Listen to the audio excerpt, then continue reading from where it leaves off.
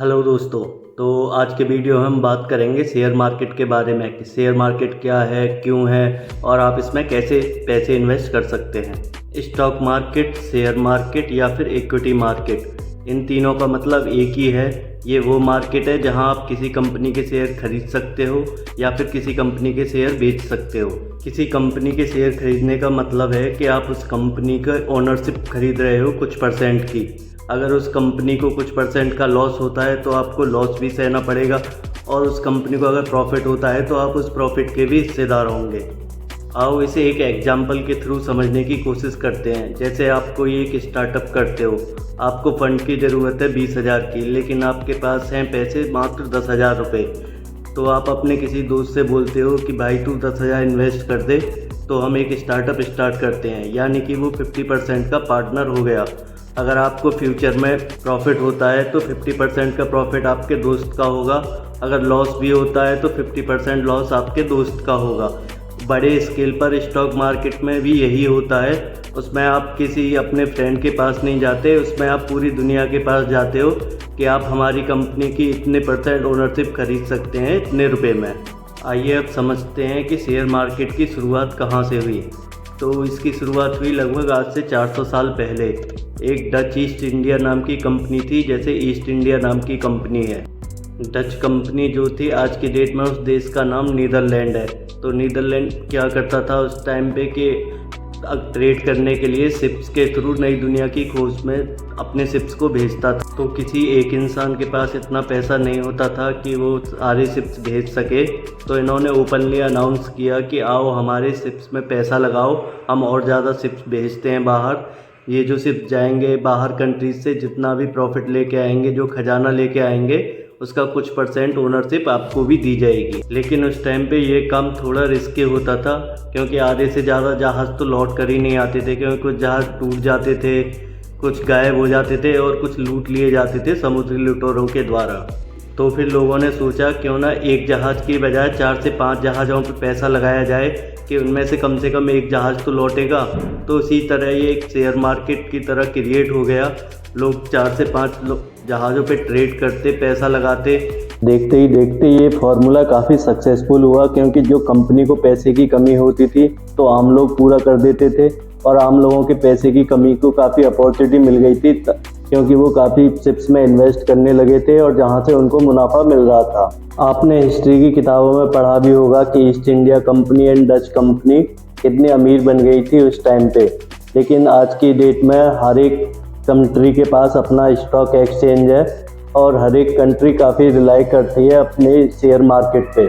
तो अब बात आती है कि स्टॉक एक्सचेंज क्या होता है। स्टॉक एक्सचेंज वो जगह है, वो बिल्डिंग है जहाँ पे लोग अपनी कंपनीज के शेयर को खरीदते और बेचते हैं। इसको 2 पार्टों में डिवाइड किया जा सकता है, प्राइमरी मार्केट और सेकेंडरी मार्केट। प्राइमरी मार्केट में क्या होता है कि कोई भी कंपनी आके अपने शेयर्स को बेच सकती है, और वो अपने शेयर्स का प्राइस खुद तय कर सकती है। लेकिन इसमें भी कुछ रूल्स एंड रेगुलेशंस होती हैं। लेकिन कंपनीज भी अपने शेयर के प्राइस को ज़्यादा ऊपर नीचे नहीं कर सकती, क्योंकि ये डिमांड पे डिपेंड करता है। जैसे मान के चलो किसी कंपनी ने अपने शेयर रिलीज़ किए 10,000 शेयर्स ₹1 के हिसाब से, तो यानी अगर उस कंपनी के शेयर्स की डिमांड ज़्यादा है तो वो तभी पैसे बढ़ाएगी। और कंपनी के हर एक शेयर की वैल्यू बराबर ही होती है, यानी 10,000 शेयर हैं किसी कंपनी के, तो वो 10,000 का ₹1 ही प्राइस रख सकती है। अगर वो चाहे तो उसे 5,000 शेयर कर सकती है, यानी ₹2 पर शेयर के हिसाब से। लेकिन कोई भी कंपनी अपने सारे शेयर्स मार्केट में नहीं उतारती, क्योंकि कंपनी का जो मालिक होता है, जो सीईओ होता है, वो डिसीजन मेकिंग तभी कर सकता है अगर उसके पास मेजॉरिटी ऑफ शेयर हों। यानी कि लगभग 50% शेयर अगर कंपनी के ओनर के पास है और बाकी 50% शेयर मार्केट में है, तो ही मालिक डिसीजन मेकिंग कर सकता है। अगर जैसे कि मान के चलें कि कंपनी के ओनर के पास मात्र 2 शेयर हैं और मार्केट में 98% शेयर हैं, लेकिन जिसमें से 4 से 6% शेयर किसी एक व्यक्ति के पास है, तो मानना ये होगा कि वो 4 से 6% वाला व्यक्ति जो है वो कंपनी का असली ओनर हुआ। जैसे कि एग्जाम्पल के तौर पे 60% शेयर फेसबुक के मार्क जकरबर्ग के पास ही हैं, जिससे कि वो डिसीजन मेकिंग ईजिली कर सकते हैं। अब बात आती है सेकेंडरी मार्केट की। तो सेकेंडरी मार्केट वो होता है जहाँ पे लोग शेयर्स को खरीदते और बेचते हैं। प्राइमरी मार्केट में कंपनी तय कर देती है अपने शेयर्स की कीमत, लेकिन सेकेंडरी मार्केट में आके कोई भी कंपनी अपने शेयर्स की कीमत तय नहीं कर सकती। ये डिमांड के ऊपर डिपेंड करता है कि शेयर का प्राइस नीचे जाएगा या ऊपर जाएगा, तो लोग आपस में से डिमांड के हिसाब से खरीदते बेचते रहते हैं। इसी को हम बोलते हैं ट्रेडिंग। लगभग हर बड़ी कंट्रीज़ पे अपना स्टॉक एक्सचेंज होता है। जैसे इंडिया के पास 2 पॉपुलर स्टॉक एक्सचेंज है, NSE यानी नेशनल स्टॉक एक्सचेंज, जिसमें लगभग 1700 कंपनीज रजिस्टर्ड हैं। दूसरा है इंडिया के पास बॉम्बे स्टॉक एक्सचेंज BSE, जिसमें लगभग 4500 कंपनीज रजिस्टर्ड हैं। अब स्टॉक एक्सचेंज में इतनी सारी कंपनी रजिस्टर्ड हैं, तो सारी कंपनीज के शेयर्स की प्राइसिंग देखने के लिए कि ऊपर जा रहा है या नीचे जा रहा है, तो उसके लिए 2 चीज़ें बनाई गई हैं जिससे हम सारी चीज़ें देख सकते हैं कि शेयर मार्केट ऊपर जा रहा है या नीचे, जिन्हें हम बोलते हैं सेंसेक्स और निफ्टी।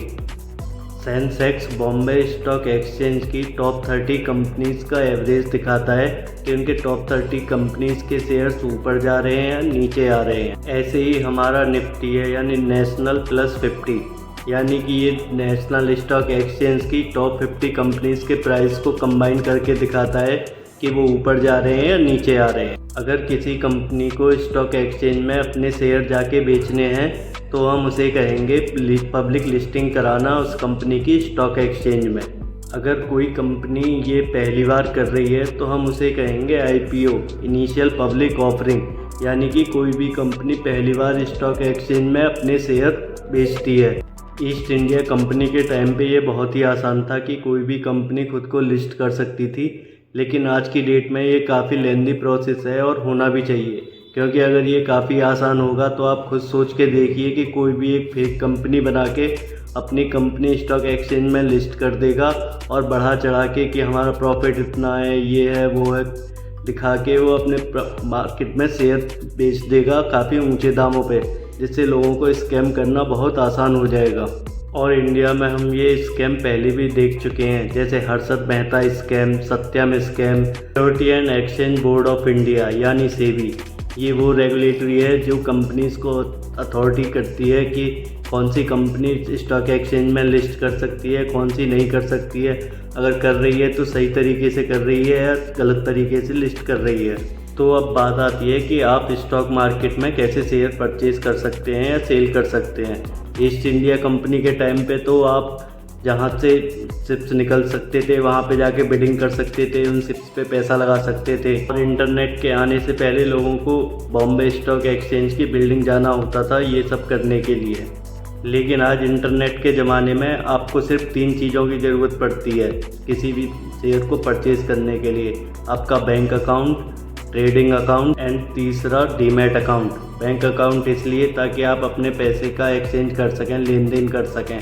ट्रेडिंग अकाउंट इसलिए ताकि आप अपने जो शेयर परचेज़ कर रहे हैं, सेल कर रहे हैं, उनका पैसा उसमें आ जा सके। और डीमैट अकाउंट इसलिए होता है कि जो भी शेयर आप परचेज़ कर रहे हैं उनको स्टोर करने के लिए। लेकिन आजकल ज़्यादातर बैंक 3-in-1 अकाउंट दे रहे हैं, जिसमें आपका personal account, trading account and demat account होता है, ताकि आप ट्रेडिंग ईजिली कर सकें।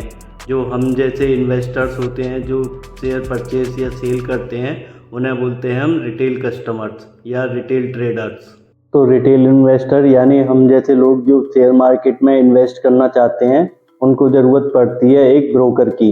ये ब्रोकर आपका बैंक भी हो सकता है या कोई थर्ड पार्टी ऐप हो सकती है। जैसे आज मार्केट में बहुत सी ऐप हैं जिनके थ्रू आप इन्वेस्ट करते हो। इनका काम होता है आपको सेलर से और परचेजर से एक दूसरे को कनेक्ट करना। और ट्रेडिंग भी 2 प्रकार से होती है। एक होती है इंट्राडे ट्रेडिंग, जिसमें आप किसी कंपनी के स्टॉक्स को सुबह परचेज करते हो या फिर सेल करते हो और शाम को उन्हें परचेज या सेल दोबारा कर देते हो। और दूसरा होता है कि लॉन्ग टर्म इन्वेस्टिंग यानी लॉन्ग टर्म ट्रेडिंग, जिसमें आप किसी कंपनी के शेयर्स को काफ़ी लंबे समय के लिए होल्ड करके रख सकते हो, 1 दिन से लेके 1 साल, 10 साल, 50 साल, जब तक आप चाहो। अब बात आती है कि आपको शेयर मार्केट में पैसे इन्वेस्ट करने चाहिए या नहीं करने चाहिए। कुछ लोग इसे एक तरह का जुआ भी बोलते हैं और वो सही भी बोलते हैं, क्योंकि अगर आप किसी बिना जानकारी के, बिना किसी एक्सपर्ट के या बिना कंपनी के बारे में पढ़े, उनके PB रेशियो के बारे में पढ़े और किसी कंपनी में डायरेक्टली इन्वेस्ट करते हो, ट्रेड करते हो, तो लॉसेस के चांसेस काफ़ी ज़्यादा रहते हैं, तो इसीलिए लोग इसे जुआ भी बोलते हैं। तो मैं आपको से कहना चाहूँगा कि आप ट्रेडिंग के बजाय अगर इन्वेस्टिंग करते हैं, जैसे कि म्यूचुअल फंड हो गया या SIP हो गया, इन चीज़ों में करते हैं तो आपको प्रॉफिट करने के चांस काफ़ी ज़्यादा हैं। तो आज के वीडियो में बस इतना ही। अगर आपको वीडियो पसंद आया हो तो वीडियो को लाइक करें, चैनल को सब्सक्राइब करें। धन्यवाद।